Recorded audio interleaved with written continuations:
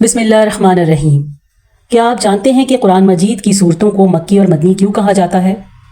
آپ نے قرآن کریم کی صورتوں کے عنوان میں دیکھا ہوگا کہ کسی صورت کے ساتھ مکی اور کسی کے ساتھ مدنی لکھا ہوتا ہے۔ اس کا صحیح مفہوم سمجھ لینا ضروری ہے۔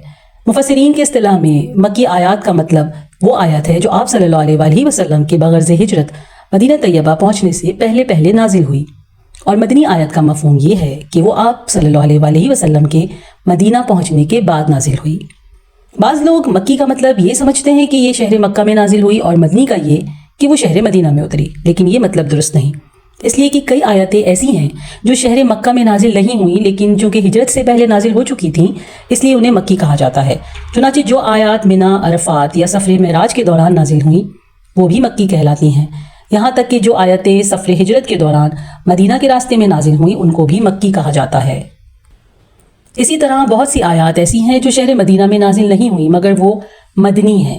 چنانچہ ہجرت کے بعد آپ صلی اللہ علیہ وآلہ وسلم کو بہت سے سفر پیش آئے جن میں آپ صلی اللہ علیہ وآلہ وسلم مدینہ طیبہ سے سینکڑوں میل دور بھی تشریف لے گئے۔ ان تمام مقامات پر نازل ہونے والی آیتیں مدنی ہی کہلاتی ہیں، یہاں تک کہ ان آیتوں کو بھی مدنی کہا جاتا ہے جو فتح مکہ یا غزوہ حدیبیہ کے موقع پر خاص شہر مکہ یا اس کے مضافات میں نازل ہوئیں۔ پھر بعض صورتیں تو ایسی ہیں کہ وہ پوری کی پوری مکی یا پوری کی پوری مدنی ہیں، مثلا سورہ مدثر پوری مکی ہے اور سورہ آل عمران پوری مدنی، لیکن بعض مرتبہ ایسا بھی ہوا ہے کہ پوری صورت مکی ہے لیکن اس میں ایک یا چند آیات مدنی بھی آ گئی ہیں، اور بعض مرتبہ اس کے برعکس بھی ہوا ہے، مثلا سورہ آراف مکی ہے لیکن اس میں چند آیات مدنی ہیں، اسی طرح سورہ حج مدنی ہے لیکن اس میں 4 آیتیں مکی ہیں۔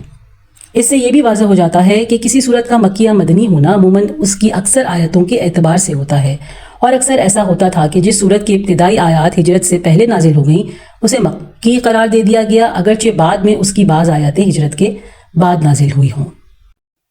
مکی اور مدنی صورتیں مضامین کے اعتبار سے مختلف خصوصیات کی حامل ہیں۔ مکی صورتوں میں حضرت آدم علیہ السلام اور ابلیس، سابقہ قوموں اور انبیاء علیہ السلام کے قصص مذکور ہیں۔ اسی طرح سے عقیدہ توحید، عقیدہ آخرت و بعث و سزا اور جزا اور مشرکین کی ریشہ دوانیاں اور ان پر عذاب ہونا مذکور ہے۔